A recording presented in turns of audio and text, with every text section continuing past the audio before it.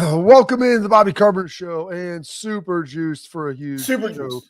Today, it's a big Tuesday. We got ourselves Bill Bender here this afternoon. Can't ready to rock with him. Of the Sporting News joins us every single Tuesday. Schlegs, he's got some ideas, some different things that are out there regarding the playoff seeding. So we'll dive into that, break down the games, what his expectations are moving forward for this college football playoff. Going to dive into some more of the games, the projections, break down this Northwestern game a little bit, talk some big picture stuff of some games that went down. There's some unbelievable headlines that we've got for coming around college football, but I want to start with this, Schlegs, as we look at college football, we look at Ohio State. It's just been announced Indiana's going to be noon. 6 days out, they tell you, they can give you the heads up of when the schedule is going to be and when the games are going to be played. That's the absolute latest they can do it. So Michigan obviously is going to be a noon game, as always. So you got Michigan, Indiana, Northwestern is going to be on BTN. Purdue is big noon kick. Goodness gracious. Oh, Penn State, noon kick. Nebraska, big noon kick. So many nooners. Marshall, big noon kick, if I'm not mistaken. You know, they've just had so many big noon kicks. And you start looking, their final 6 games, Schlegs, are going to be big noon kicks. If you want to throw that up, Pat, on the top of the chat there, that we can put in the big noon stuff about how many noon games that Ohio State's had. And here's the reality of it. You know, when you see, it's like, scoot back. Did you look like you're eating the camera again, man? I just love it, man. I love the camera. I love just. Listen, I'm dude, trying to match your face. Maybe your face has got bigger. Have you put on some LBs? Have you put on some LBs? You're scaring the folks, Schlegs. But the reality is, like, when you look at this and you see how many noon games they've had, and now fans are up in arms and they're upset about it because I think people thought Indiana, it's like, that's a bigger game. We don't need it to be a night game, but maybe at 3:30. Sounds good, that mid-afternoon window. And the fact that Purdue, everybody's sitting there watching, and if you heard Gus Johnson on the broadcast, it was something less than enthusiastic. And I get it. Does he want to call 45-0 beatdown? Like, that sounds absolutely terrible. But he didn't have that same juice, that enthusiasm that he normally has. And so now fans are starting to get upset. And I'm with you. I think Purdue should have been a noon game. But the problem is Fox makes that their biggest viewing window. Now, Joel Klatt came out and had some comments that we'll get into about it initially. But Schlegs, when you see that there's 5 games, and Pat, if you can throw that up about the noon kicks, if there's 5 games or the final 6 games are going to be at noon, what are your thoughts on that? It's hard because Penn State, you like the environment. It's a big game. Would it have made an impact in that game for Penn State? I don't know. I think our guys were prepared and ready to go regardless of what time slot. I understand the thought of, and here's the other thing, guys, when you look at the schedule, did anybody think that Indiana, the week before the Michigan game, was going to be that big of a deal? No. Indiana's different this year. Cignetti's done a phenomenal job. To your point, Bob, there's a 3:30 window that could work. Now, why do people like to play earlier as opposed to a night game? Well, then guess what? After the game, coaches are already getting in there preparing for Michigan the week prior. That's kind of why you don't want it to be a night game, because they just get more time to be able to go do those things for that week. I think the problem that the big noon has is that they make that game their premier game, whereas College Game Day does not. And normally, wherever they are, I believe they were at the Penn State. This is earlier in the season, Penn State, West Virginia. It might have been the 3:30 game, or it might have been the noon game because they had weather delay. Sometimes it's the night game. Well, this past week, Schlegs, they were out in, was it in Lubbock or Texas? They were at the Texas Tech, Colorado. Yeah, Colorado, 3:30. So the pregame show was there, but yet they still put Ohio State in that window because it's really tough to play Central time game times on that for noon because it's 11 a.m. there. Yep. And so you're really going to hurt your I guess, in-game experience. You're going to get people to view in, and that's part of it. And this Indiana game doesn't need to be at night, but like the fact that there's no 3:30 windows in there, I guess I go back to the fact that everybody complained and no one liked the Nebraska slow start, kind of lethargic feel. But that's what you get when you have a noon game. And to me, like, it's hard to have that type of energy in the stadium for a game that's a little bit bigger and it's got a nice brand on there. If it's just going to be another noon kick, people want to be able to come down, get their tailgate set up, have some drinks, have some food, relax, and enjoy the kind of start to the kickoff. I love one big night game a year at home. I think that's great. Give me a couple 3:30s and then give me the snoozers at noon. But every single one of them has been there. And I think people lament the fact, like, dude, you're up at 5:30, 6 o'clock to go down there, get your tailgate set up. People probably aren't getting down there till 10, but then you're heading into the stadium at 11 to see the band. So you don't have near the same juice that you normally would have. And it kind of, I think, is beginning to wear on folks when you do that 6 weeks in a row, Schlegs. So you're saying that we need to make sure that our guys have juice because they're playing in it, but yet the fans. Yeah, but still, like, the environment for the fans, just it's not as good. Like I agree. I mean, like we already know that there's an issue at Ohio State compared to the Texas A&Ms of the world and the LSUs and even the Alabama night game. They got laser light shows going during the games. Right, like that juices you up. That gets them juiced up. That gets the guys juiced up because they're playing. Trust me, I get it. Like the old sentiment that we'll just line up in a parking lot and play. Me, I would rather play on a grass field right next to a Waffle House, so I don't have to go that far for my post-game celebration. I just go right in there, boom, raise my A1Cs up because I'm going to lather up those waffles with just an entire thing of syrup. Right? I'd rather do that. That would fire me up like, hey, you grade out a champion, you go to Waffle House. But I know that everybody has different things that they're playing for, and they want a different experience in the game. I get it. Now, here's where I would go with that. Why is it then that Ohio State has to be the one that carries the weight of the big noon all the time? It's the biggest brand. Let's not kid ourselves, guys. It's the biggest brand. That's why they slayed them there. They made that their premier game. I don't think you have to put it on that. I think it could be big noons there. They're going to go play at noon. It doesn't necessarily have to have those people on the call. But you look at the NFL window. You have your 1 o'clock games, and you have a couple of your marquee 4:30 games, 4:25 games, and then you have the night game. Why can't we have that same setup? That's all people are asking, and I completely agree with it. Because the Fox gets, before when ESPN had the tier 1 rights, you could only pick a certain team so many times. But I guess Fox, there's no limitation. And so when they get the number one over their number one pick of the weekend, 9 times out of 10, it's in Ohio State. And so this is the problem. So, Joel Klatt, kind of without, I guess, just hearing the noise on social media, has come out and said, hey, Fox looked at the noon games. That noon window was underserved. They wanted to make that the premier window. And in doing so, that window has 7 million people now viewing those games.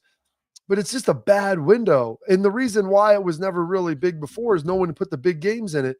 And he can say it's the biggest window of the day, but it's not.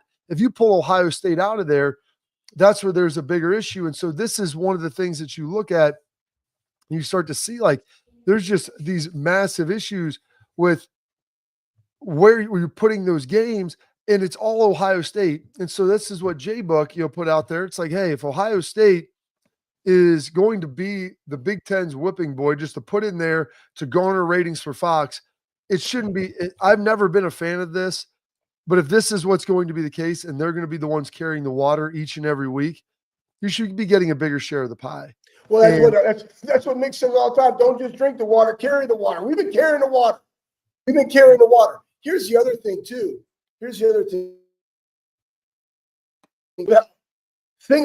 Let's go back. Who's the guy that set up this agreement? I believe he's Kevin Warren, the GM of the. Yeah, Kevin Warren. Kevin Warren, man, let's freaking go. I saw somebody tweet that out about his resume, like just throughout the time in the Big Ten, and then now with the Bears, and it's just like, man, way to go, bro. Way to really think this one through. Yeah, and listen, there's a lot of money that's involved in it, but all that's been dictated off Ohio State.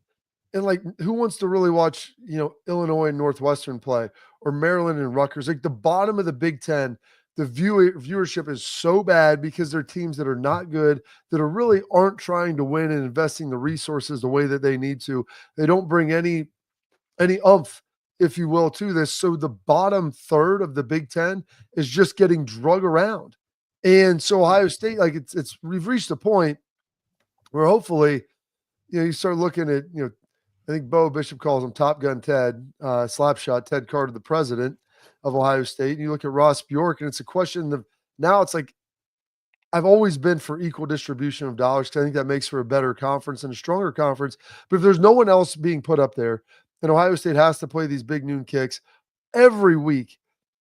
And especially with like big games and people, you want the environment for recruiting and all these different things, but yet you're throwing it in a noon window and then everybody complains about the lack of juice in the stadium. Like, it's not Ohio State that's electing to play these. It's all of it's Fox, and it's the agreement that Kevin Warren set up, and it's the fact that nobody else has been that good. Like Penn State, they've been good. Michigan, they were good. They're down this year. You're not going to put USC on there because they're not good. Look this season, and who knows if they'll return. Oregon's been really good, but you can't put them on that noon window because they're on the West Coast. And so you start looking around, like Nebraska has underperformed, and it's paralyzing because you're starting to look like, how do you get out of this? Like OSU, Texas next year, Schlegs, that should be a night kick. 100%. It should be a night kick, and I am fairly certain that it's going to be big noon, and like they're already bracing for the backlash of it because it's going to be terrible. I know it should be the Notre Dame game. Terrible.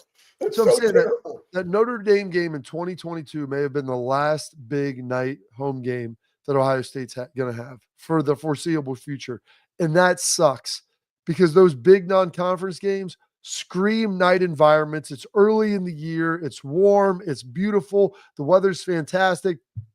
And it turns into the stinking state fair down there. And that's what you want to see. And that brings the juice into the stadium as opposed to like lamenting and complaining, guys, like start slow. And I'm like, I get it, but it's a function of that terrible start time. And I have to hear one more person tell me, Woody Hayes played at noon. That was 70 years ago. And by the way, Ohio State used to always play at 1:30. The only time they played at noon was for Michigan, and that was it because it was on TV. So these times are completely different. And I understand, Schlegs, you keep going stack it vertical, count them sideways. I know that's what the money is for. But Ohio State, if they're going to have to bear this burden, they should be getting an extra portion, if you will, an extra size helping. I don't understand why Big Noon can't be at Ohio State, Indiana, put it at 3:30, and then have another good Big Ten game. That's because there are no other good games in that window. That's the problem. There's no other games that are worth a crap. Go look at the schedule. I've tried to find them. They're like, it's like trying to find a chupacabra out there, Schlegs. They don't exist. It's an aberration. It's a phantom. Well, let's just put this last week, right? Like Ohio State, Purdue, you got no problem with that. An apparition. But you also had Indiana, Michigan, right? Like it was like the second. That should have been it. I guess, as to my knowledge, like CBS gets a couple first picks, and that was one of the times they had first pick, and they took that game. But then, like, you're stuck with Ohio State and Purdue at noon on Fox. I don't know. I wish I had answers. We just went through that we don't mind that game being at noon. That is a game that should be at noon. 1-7, right? Versus us, right? Cool. Be at noon. But then switch this next game. Make the next game to 3:30. Exactly. And I guess the question is, Bob, that we're talking through this is with parity in college football, with teams underperforming and overperforming, you can't just go at the beginning of the year and say, I'm going to select this, and this, because you really still don't know. Like the NFL flexes their games. They don't pick them. They don't pick the games. They pick these games up to 6 days out. So it's not like they're picking. Well, exactly. Well, if that's the case, Bob, I'm sorry I didn't know that information. Yeah. Like that's ridiculous that they can't alter the schedule or the times predicated upon this, to be able to have the better games in the right windows. It's all about the dollar, Schlegs. And the right window for Fox is at noon. So, folks, you can lament this the rest of the way because it's going to be sad. We'll tell you about this. We've got Bill Bender coming up here, the Sporting News. He's got a great article talking about conference championship games, seeding, and everything else. But we want to tell you about X-Sport. Attention, parents and athletes. Protect what matters most with X-Sport mouth guards designed by NHL team dentists, worn by professional athletes. X-Sport guards are scientifically tested to absorb the high-impact hits to protect both your teeth and your brain. X-Sport mouth guards have 3 layers of custom protection, and they're 3D printed so they fit snugly right to your grill. That means more protection, better performance, max comfort, clear communication. Focus on your game, not on your gear. Don't take chances with your safety with xsportguards.com/Bobby. You save 15% when you head on over there. Export, protect what matters most. Bill Bender of the Sporting News coming up next.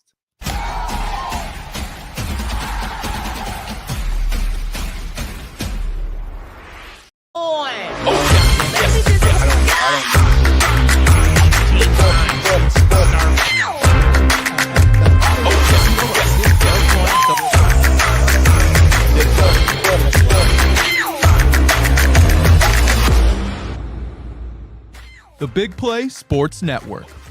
Download the free app today to watch all of your favorite hosts on demand.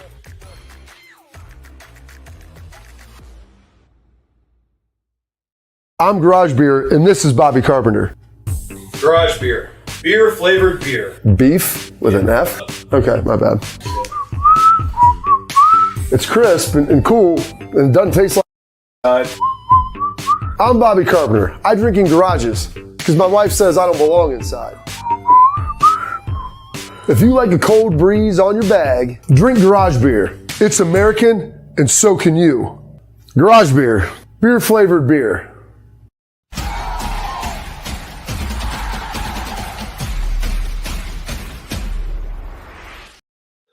All right, now we're pleased to welcome in our guy from the Sporting News, Bill Bender. Sorry we had to keep him waiting. Got into an intense conversation there, Bill, with regard to some of the different start times. I know Ohio State fans are not happy. It's not Ohio State's fault. It's Fox. This is the conference. This is what they want to see. But you would like to see some of those night games with the laser light shows that we see out in the SEC. Yeah, my opinion is that the Indiana game should at least be at 3:30. As writers, we kind of like that 3:30 window because you can watch the noon games, you get locked into the 3:30 game you're at, and then you have time to catch some of the prime time, if not late night game. But, for Ohio State, your point is well taken. They are bearing the brunt of that noon kickoff. Not the brunt. I mean, it's good exposure, but there haven't been a lot of great noon games other than Ohio State out there. So, I'm a guy, traditionalist like you guys a little bit, that you're used to seeing Purdue and Illinois in that noon window, and it was famous for the Beth Moen specials, but I enjoyed watching them. Ohio State should have a 3:30 a game in that window, especially the week before Michigan. All right, Bill. I know Bob's going to get into the college football playoff. He had a great article. I want to go over this first. Let's talk last week. Miami goes down to Georgia Tech, and I like the way that Bob articulated that, playing with their food. Georgia gets beat by Ole Miss pretty handily. Colorado's doing its thing. Alabama just beats down LSU at night. All right, what's going on now with the college football playoff? Because you got Colorado sitting right there. SEC's up for grabs. The Big Ten, you're getting 4 because now you got Indiana ranked, like having a 93% chance of going to the college football playoff because all they got left is Ohio State and Purdue. Give me your take on this last weekend. Well, Miami losing wasn't a surprise to me, and I think they have to be more than just Cam Ward. Cam Ward is one of the few game changers at quarterback that can carry a team completely, and he's been doing that in a lot of ways with their offense, but you can't give up that many rushing yards and expect not to get bit, which happened. I think that means that the ACC is a one-bid league. I think the Big 12 is a one-bid league, and with each week, I'm thinking Colorado could win that conference. They keep passing all these tests. I thought Texas Tech would beat them. They took care of business. I think if they beat Utah, that path opens up and for a potential Colorado BYU championship game. The 4 Big Ten teams are probably in, which means if you're an SEC team trying to squeeze into this playoff, you are rooting like crazy for Army to beat Notre Dame, knock the Irish out, and maybe steal that group of 5 berth. Yeah, it's going to be interesting to see what happens and how all that plays out. Schlegs was talking about some of those SEC games. Were you more surprised about the Georgia Ole Miss outcome or the way that LSU and Alabama looked? Probably more surprised at how Alabama was able to empty the stadium at night. If you told me before the game, hey, 14:50 left in the fourth quarter, Jalen Milroe is going to score his 4th touchdown. They're going to be up 42-13. and a wet, soaked Tiger Stadium is going to be half empty with Alabama fans chanting, overrated or goodbye, those kind of things. It was really eye-opening and a reminder that Alabama's home run swing's pretty good, especially when Jalen Milroe plays like that. So I think that was a little more surprising than Georgia turning the ball over, which they've been doing for 3 weeks, and Ole Miss pulling out the win there. Although, guys, Georgia looks bad. Georgia does not, in the playoff rankings tonight, I don't think Georgia should be in the top 12. They don't, other than that half against Texas, what have they done to deserve to be in that playoff? Great questions by the great Bill Bender. I'm going to flip it now. Boom. I want to go a little bit of your take of the Buckeyes this last weekend. So 45-0, blanket Purdue. Defense hasn't given up a touchdown in 126 minutes. Offense is looking good. Give me some of your takeaways. Again, it's Purdue. They're 1-7. Handle your business. Are we starting to see some things that you wanted to see early on from Ohio State as they go into Northwestern and then a big matchup with Indiana and Michigan? What are your takes? Well, mature teams do what Ohio State did in that game. We can talk about the slow start if you want, but Will Howard, I think I come on this show every week and rave about how he's playing in terms. He might not be a game changer, but for what Ohio State needs out of him, he's perfect. 3 more touchdowns, 10 yards of completion or 10 yards an attempt. And he is among the top 7, 8 most efficient quarterbacks in college football right now. If you look at the true national championship contenders, he's right there with, a Jackson Dart or a Dylan Gabriel or a Quinn Ewers. I think he's been fantastic. You got Travion Henderson on track, and the defense is nasty. Another thing I think we talked about last week, if you look at the teams that are projected to be in the semifinals and the quarterfinals of this college football playoff, you're going to find 6 schools that rank in the top 10 in scoring defense. Ohio State being one of them, Tennessee, Indiana, teams like that. Notre Dame's playing very good defense right now. So, I mean, the Buckeyes have been as good as anybody on that side of the ball, and it was nice to see a good guy like Jack Sawyer get in the end zone. Well, it's great to see that for Jack. Big touchdown for him. Gus Johnson didn't seem all that excited about it. Bill, when he scored, I think his energy was waning there, having to come to Columbus. He needed one of these, man. He needed one of these. He needed a bang or a rain or a monster or something. Not all that juiced up. Not like he normally is. After watching Indiana beat Michigan, jump up on them, look like they're about to run away, Michigan pushes back. I say Indiana for real, but I mean, they're 10-0. Are they a team that you could conceivably see winning games in the college football playoff? I'm taking a long pause because I'm trying to be polite. I don't think they will. I don't think they'll beat Ohio State next week. I'm not undervaluing what they've accomplished. Don't get me wrong. I mean, to be 10-0 with the transfers they've had to come in and Curtis Rourke playing the way that he's played for them is fantastic. But I'll say this, and you guys feel free to disagree. Had Michigan had competent quarterback play, they probably win that game Saturday. They probably do. I mean, the way that they came back in the second half, had a chance, and their defense pushed around Indiana's running game a little bit. So I'm seeing Ohio State win that game next week. I'm going to guess that Indiana gets between a 7 and a 10 at 11-1 in the playoff. Maybe they host a game, maybe not, but they're going to bump into a Notre Dame or a Tennessee. And here's one thing I'm going to say. We mentioned Notre Dame losing. If they lose, so an SEC team can get in. There's not a person in Tuscaloosa or Oxford or Athens, Georgia, that believes that their team, and I'm not sure how many people outside of those towns believe that any of those teams would lose to Indiana in the first round. And maybe Curt Cignetti can use that as fuel because he's done a great job of doing it. But are you picking Ole Miss to lose to Indiana regardless of where they play? I probably wouldn't.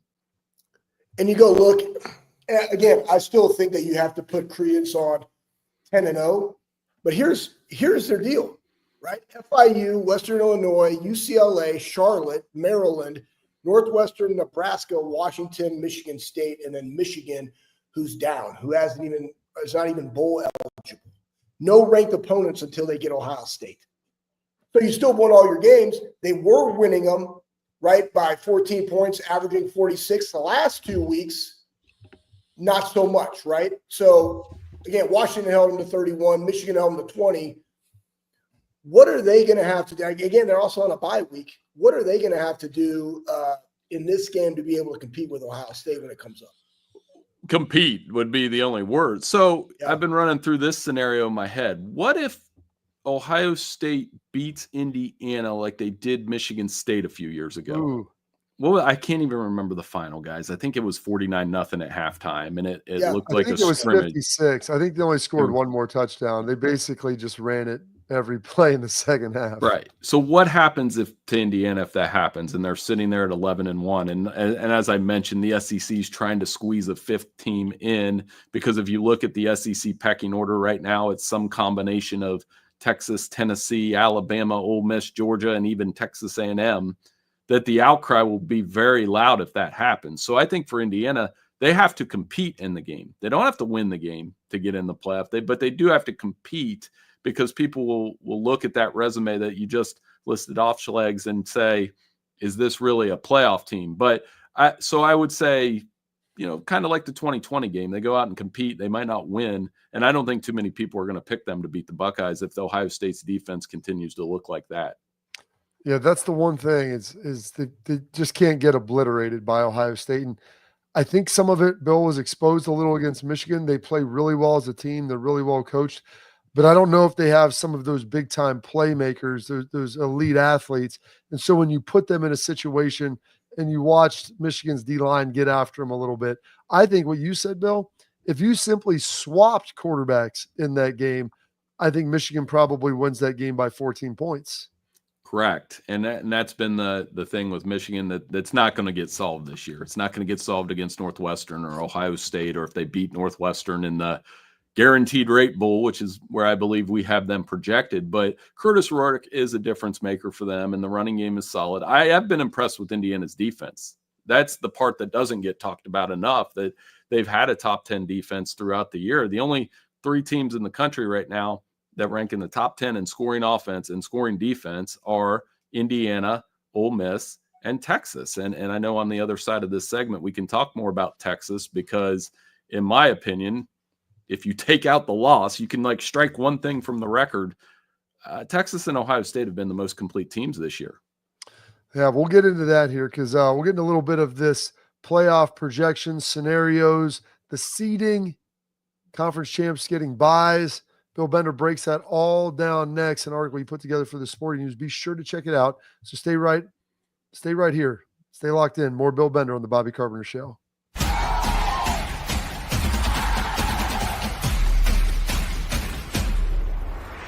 We were called soft last year. You don't want to be soft, especially when you come to the playoffs. So that's going to be a process throughout this season of establishing us as a harder team here in the.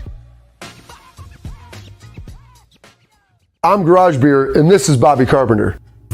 Garage beer. Beer flavored beer. Beef with an F? Okay, my bad. It's crisp and cool, and it doesn't taste like.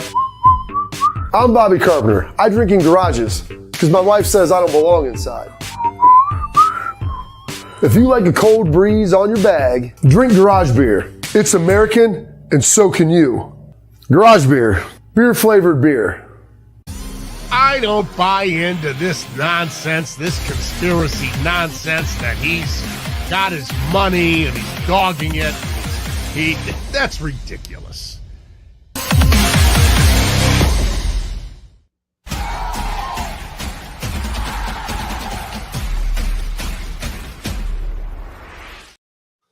Back in the Bobby Carpenter Show, more with Bill Bender of the Sporting News. Give him a follow on Twitter at BillBender92, and always puts out some great stuff, Bill. And we're looking at this earlier. We've talked a little bit about this throughout the year. Top 4 conference champions will get those 4 auto buys, and we've only in year 1 of this, but it almost already seems antiquated when you look at the rankings and you look at where some of these teams are. And potentially what the ACC champ could be ranked, what the Big 12 champ could be ranked. I'm all for those teams getting representation in those conferences, getting someone into the playoff.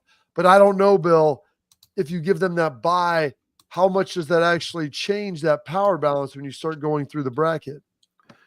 Yeah, and I use Oregon and Ohio State as the example. So from Ohio State's end. They could go into the Big Ten championship game, and that could be their 4th top 5 showdown of the year.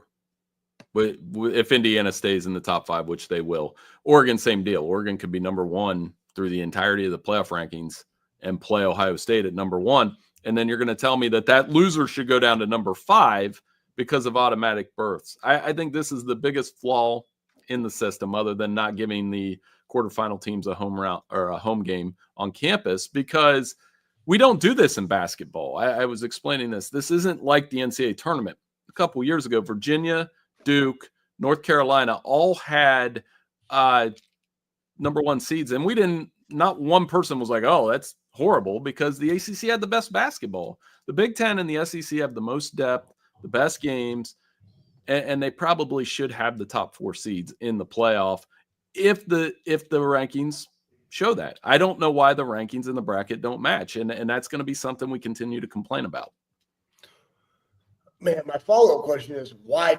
Like, why didn't anybody think about this? Because you look at the ACC, you're going to potentially have SMU playing Miami, right?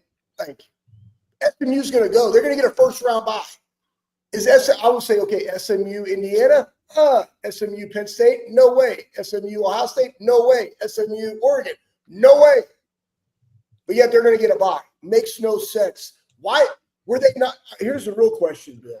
Did they not use a whiteboard and have monsters when they started putting this together? Because you're right. It makes no sense that the quarterfinal game is not an on-campus game. That should be amazing. That would be legit. Then you're still in the 4-game, the 2-game playoff of the semifinals like we had previously. They just want to make money. So why didn't we do that?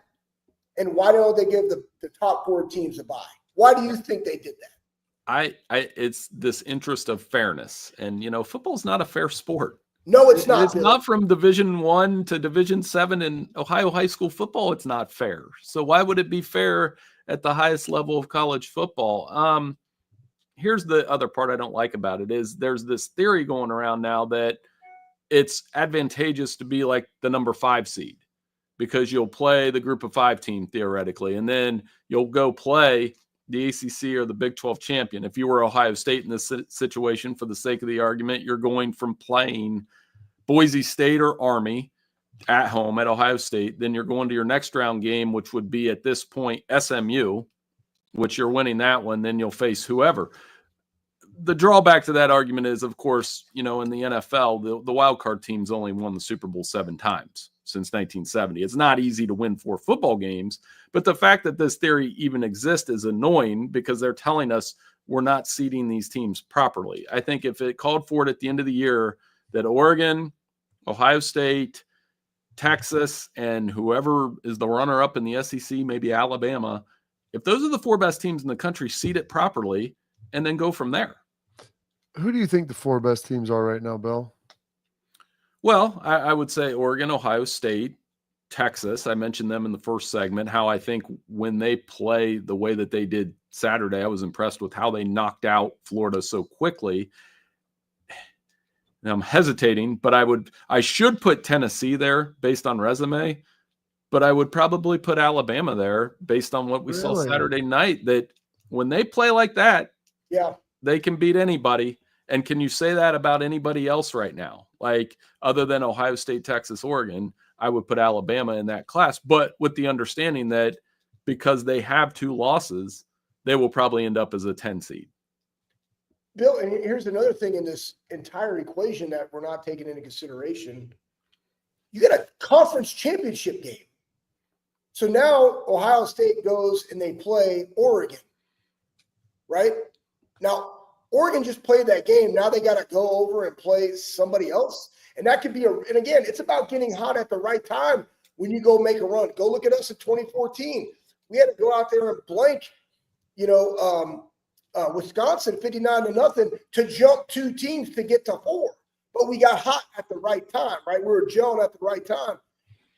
Potentially, right? Alabama, 11 or 12 seed, like that. Bro, you want to play that one, right? If Army wins, who's that other team you're going to play? Probably somebody from the SEC, though it's at home, after just playing another top 2 matchup in a Big Ten championship game. Like, they're doing no favors for anybody that gets to the conference championship game. Why didn't they think about that?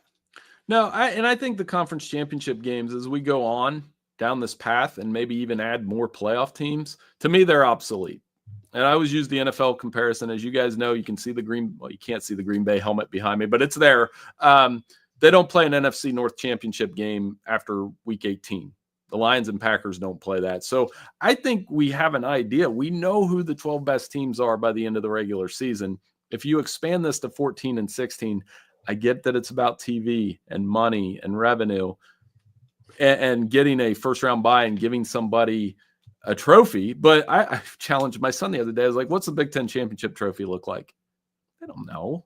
Most fans don't know. It's the same as college basketball that, yes, those conference tournaments are fun for the MAC and the Southern Conference, but for the Big Ten, you put 6 more games on your guys' legs. I don't know. I think they're going to become increasingly obsolete as we go down this playoff path.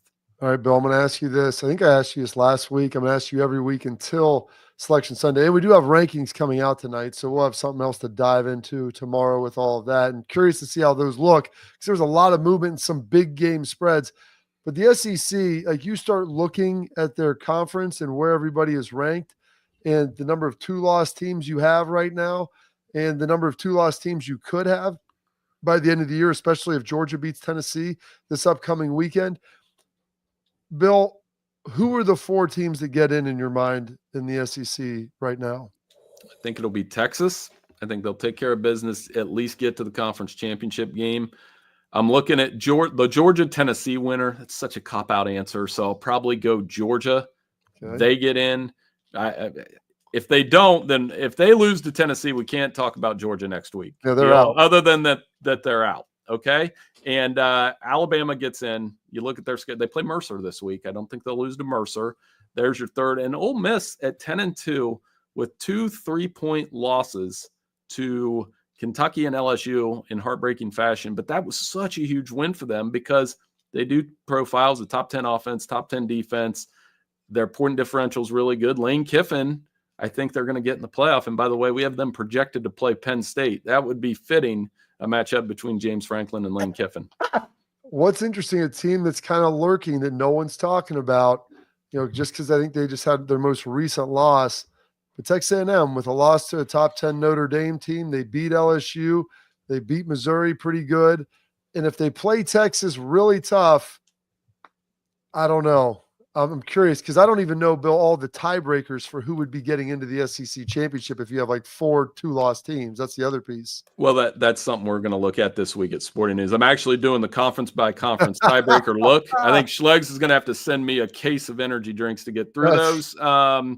But yeah, you raise a good point. They need to beat Texas, and that would give them a case. That, Bill, God bless you for doing that. Looking at those tiebreakers, that SEC one could get real frothy moving down the line. ACC, I think, avoided it with that Miami loss and the fact that SMU is still undefeated. But because I think both Miami and Clemson both played SMU, and I think that would be the common opponent that one lost and one won. So that helps them. But yeah, that SEC is going to be a mess. We'll have you on back. We'll have you back on next week to talk about it some more. We appreciate it. Thank you so much for your time.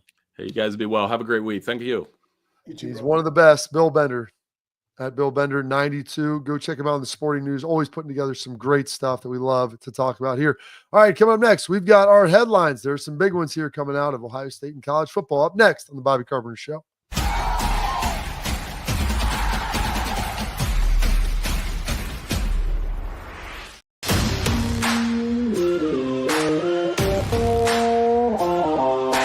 Hey, what's up, everybody? This is Bobby Carpenter. I want to give a huge thank you and a shout out to Affinity Whole Health, the leaders in the testosterone replacement industry.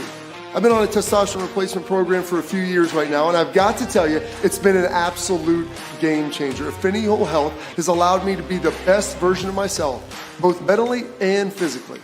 I loved how easy it was to get started. I booked my free consultation, met with my prescriber, checked my numbers, and Affinity Whole Health designed a program that was customized to fit my needs.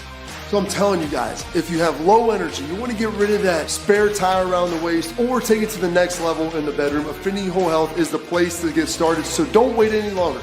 5 minutes of your time, book your free consultation. You're going to love the way you feel.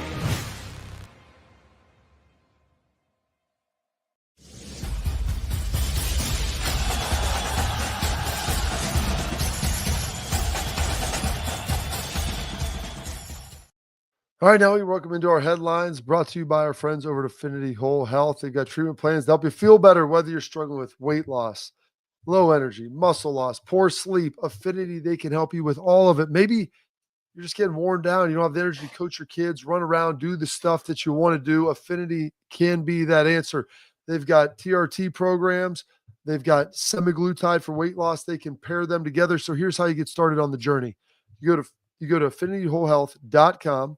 You set up your free consultation. You go into the office, boom, boom, boom. They run some labs, run some panels. They develop a plan for you. What do you want to accomplish? And then they ship the stuff, boom, in 2 days straight to your house. So you don't have to go back in to the office for treatments, helping save time for you. So do not wait until January. Get started today at affinityWholeHealth.com. All right, Schlegs, we've talked a lot about IU with Bill Bender. I want to throw this up here. Indiana's odds to make the college football playoff. And they threw this out here. And some of this you got to understand is, what conference you're in, how many losses you have. So Oregon being undefeated, unless they drop their next 2 games, like they're getting in.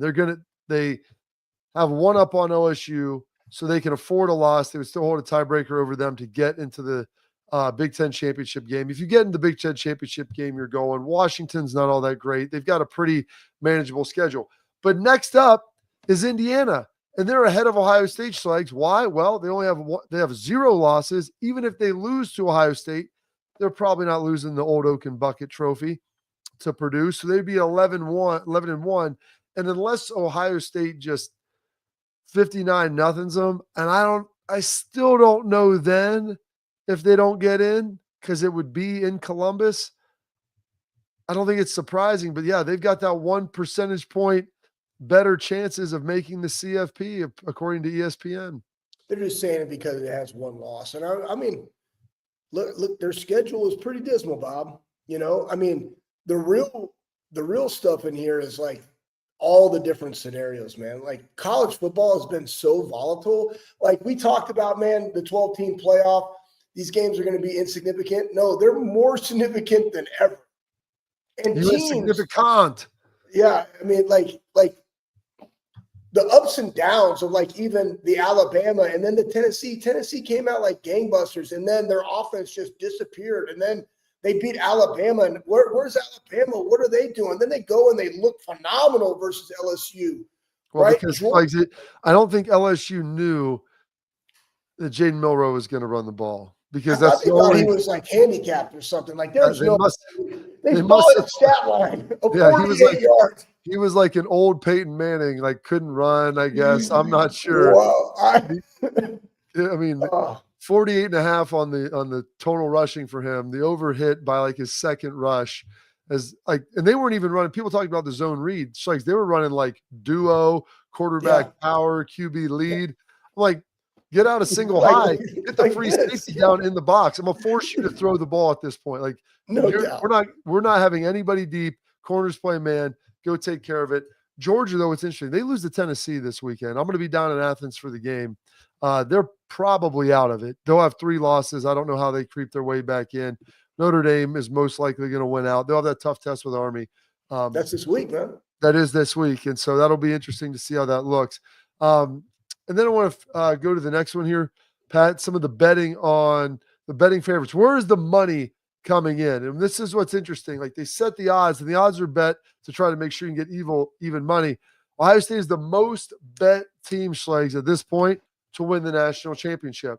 Kind of crazy to think about it when after they lost to Oregon, okay, not a big deal, except Ryan can't win big games. And then all of a sudden you then go to the fact that the Nebraska game was close and the sky was falling until they beat Penn State. So it's amazing how the worm can turn pretty quickly. And then the last headline that I want to get to was our guy, Mr. Kirk Herbstreit, talking about the LSU fans. And this, guys, I don't find anybody out there who goes to college football games, goes to any sporting event, please do not throw things on the field, court, rink, diamond, whatever it is. Like, the Texas thing, okay, it worked. They got a review. Things changed, and it went the other way. They still lost the game, so it didn't matter that much. But, like, are you kidding me? And I'm glad Herbie calls them a bunch of clowns because that's essentially what it is. Like, we need to get it stopped. Hey, somebody's over there. They're throwing, like, coffee mugs at their people. Where are my TPS reports? Boom. That font is wrong. It should be Helvetica or something like that. Strat, right? No, we use Arial New. We use Times New Roman, 12 font, bold. You know, like, guys, like, why?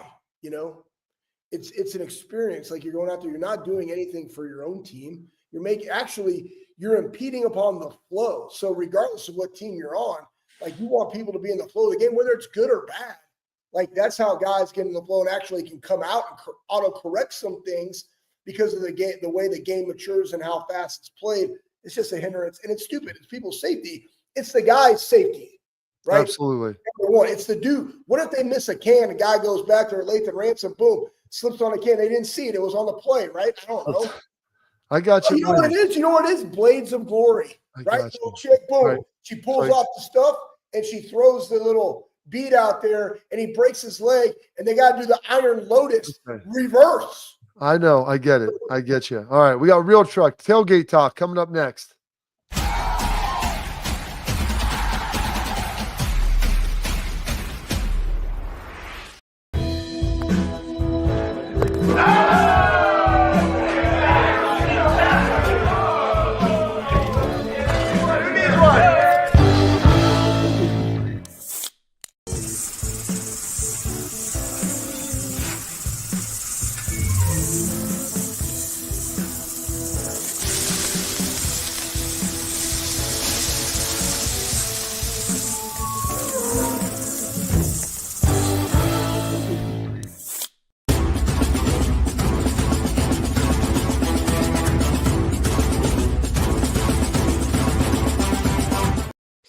All right, Schlegs, Real Truck Tailgate Talk brought to you by Real Truck. Our friends over there doing a great job. Listen, go to realtruck.com, outfit your Jeep, truck, Bronco, whatever it is. You go there, you spend $100. Here's what they're going to do for you, for the loyal watchers of our program. Use promo code Bobby at checkout. You get a free hat. How great does that sound? So go to realtruck.com, trick out your truck, Jeep, Bronco, just like Schlegs and I did. They got stuff inside, outside. It'll make it look sweet. It'll ride better. It'll take care of everything.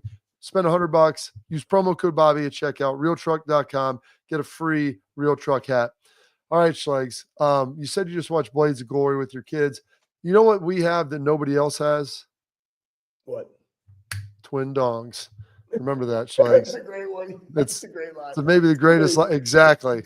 It's the greatest line. All right. One of the comments here from yesterday with Lathan. Love this. Liked Ransom's perception.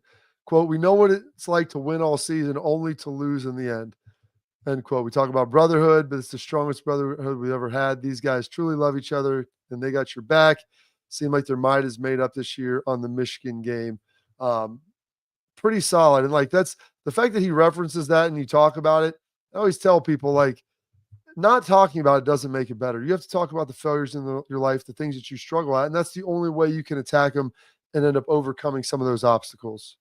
Bro, it's called self-introspection. I honestly believe it's one of the biggest missing qualities of the population. And people don't want to admit they're wrong. They don't want to admit, like, where their kids actually are in sports. Like, they just have this perceived view of themselves that's greater than it actually is. And to know, hey, we win all year, and then what happens in this particular game or what happens in this big game, like, we're just going to continue to do the same thing and hope it fixes. No, it's called insanity. So how are we going to get it fixed? How are we going to get it resolved? And I love the mindset of this, and it starts with what you talked about, Bob. It's leadership. It is leadership, all right, Schlegs. We've got one more. Where was that one? It was talking about Quinshawn. Yeah, I was going through here because it was talking about Quinshawn and maybe him not getting as much as he has.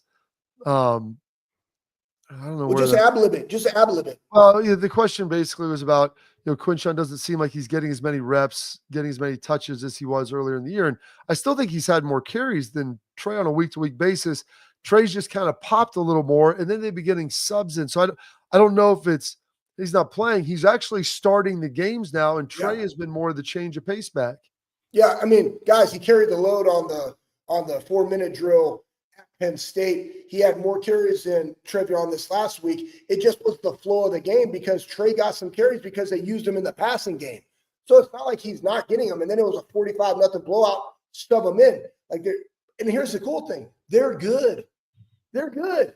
It's like They'll they're be going to fine. get their touches. They're fine, guys. They're fine. Yeah. Like it's okay. There was games before in the year where they didn't have a ton, or it was really balanced, 11-10. Right? It's okay. He's going to be fine.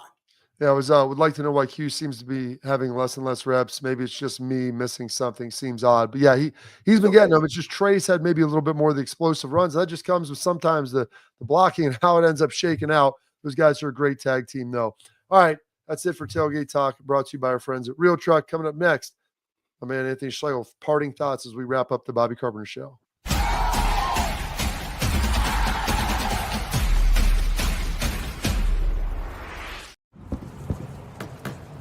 Get the most out of work, life, and all your outdoor adventures with top-selling upgrades for your truck.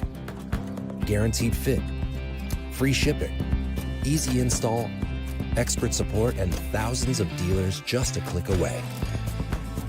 Bring your truck to life. Real Truck. Upgrade today and save between $50 and $400 on select Real Truck products. Visit realtruck.com/specials.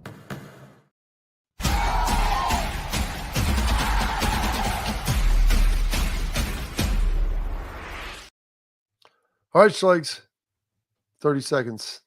Your parting thoughts. Wisdom is this. I absolutely love Bill Bender. I want to applaud Kevin Warren for what he's done for the Big Ten and the Chicago Bears, Brandon Beam. But Bill brought up a great point. We do this in basketball. Why not for football? But here's what I will say. It's year one. They will make auto adjustments. I think the reason this is happening right now is because they didn't sit down on a whiteboard, drink a couple of Monsters or Bangs or Reigns, and figure this out, right? They're just like, oh, we're just going to do all these things. It doesn't matter. You got to get in, and it's the teams that will be the hottest will have the opportunity to go win this thing. They got to be clicking on all cylinders.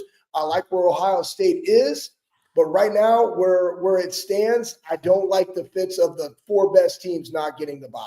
Absolutely, Schlegs. Well, all you got to do is go get it figured out in the Doom-a-Jig, and then you'll be fine. So that's it for this edition of the Bobby Carpenter Show. Tomorrow, 12:30, live Eastern time. We got our guy, Mr. Aaron James Hawk, will be joining. Another big show for you coming at you on Wednesday. That's this edition of the Bobby Carpenter Show.